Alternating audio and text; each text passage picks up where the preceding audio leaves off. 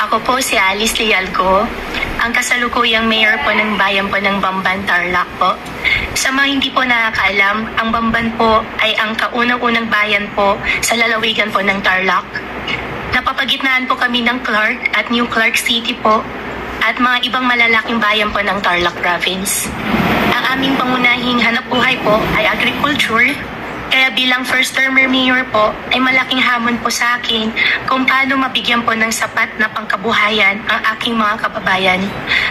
Ngayon din po, magbukas ang daan upang hikayatin ang mga investors po sa aming lugar na isang second-class municipality po. Bago po ako naging mayor, ay kilala po ako bilang negosyante. Ito din po siguro ang dahilan kung bakit po ang batang tulad ko po ay pinagkakatiwalaan po ng aking mga kababayan dahil po sa aking kaalaman po sa usaping pangkabuhayan. Kaya sa unang taon po bilang mayor, na nagsikap po ako maghikayat ng investors para magnegosyo at makatulong po sa pag-asenso po ng bayan po ng Bamban. Ito po ay kabila ng hamon po ng ekonomiya na dulot po ng epekto ng COVID-19. Kaya masakit din po sa akin na masangkot sa ganitong usapin at nakilala pa ang aming bayan sa maling paraan. Nakakalungkot po na wala pa man ay nahusgahan na po ang aming layunin at nahaluan na din po ng pangsariling interes po ng ilan. Nalitis na po kami base pa lang po sa aligasyon at pinagtagpi-tagpi po na kwento. Dahil dito po ay nais ko pong magpasalamat sa kagalang-galang po ng Committee on Women, Children, Family Relation, and Gender Equality headed by Honorable Senrisa, Ma'am. Dahil nabigyan po ako at kami ng pagkakataon ng bigyan linaw po mga issues po na binabato po sa akin at sa aming bayan. Unang-una po, hindi po ako konektado, hindi po ako operator, hindi po ako protector o cuddler po ng Pogo. Wala po akong kinalaman sa kanilang operation at sa kahit anong gawain sa loob at labas po ng Pogo.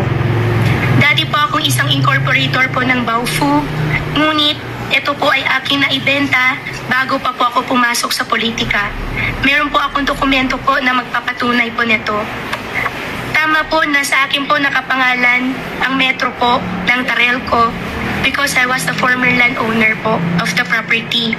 Ang tanging sinasabi po ng dokumento ay ako po ang nag-apply po ng temporary connection way back 2019 po ng electricity po para sa entire compound.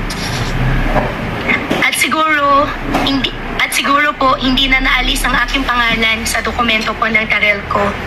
Nais ko rin po ninawin na mayroon po isang sasakyan po na Ford Expedition na kita po sa loob po ng property at sinasabing nakapangalan po sa akin ay matagal ko na po siya naibenta way back 2020 pa po at hindi ko din po ito nagamit o nakita man lang. At wala din pong katotohanan na pag may-ari ko po kahit isang pila po sa compound at minsan po hindi po ako natulog dun. Sa katunayan po, ay hindi ko po nakita ang kalahatan po ng villas na naitayo pagkatapos ko pong mag-divest po ng shares po sa Baofu. Ang application po, the letter of no objection o LONO po ng Hongsheng ay isang dokumento po na nagsasabi na hindi po kontra at ayon po ang Sangguniang Bayan sa itataguyod po na negosyo. Ito naman po ay na-issue pa po ako bago naging mayor ng Bamban at hindi na po ako nagkaroon ng anuman partisipasyon matapos po noon. Ako po ay humaharap po sa inyo, ma'am, sir, your honors, at sa buong bansa para sa aming bayan, Bamban, at para maibalik po ang kumpiyansa po ng aming investors, kaisa niyo po ako sa investigasyon ito, alang-ala sa paggawa po ng batas. Maraming salamat po. Thank you po, ma'am. Thank you rin po, Mayor Go. Hanggang dito na lang mga kaboks and shout out po sa ating mga seminarista dyan ng Vicariato ng Romblon. At sa iyo din, John Paul Maribeles Esplana, magna cum laude, ecclesiastical degree in sacred theology. Wow!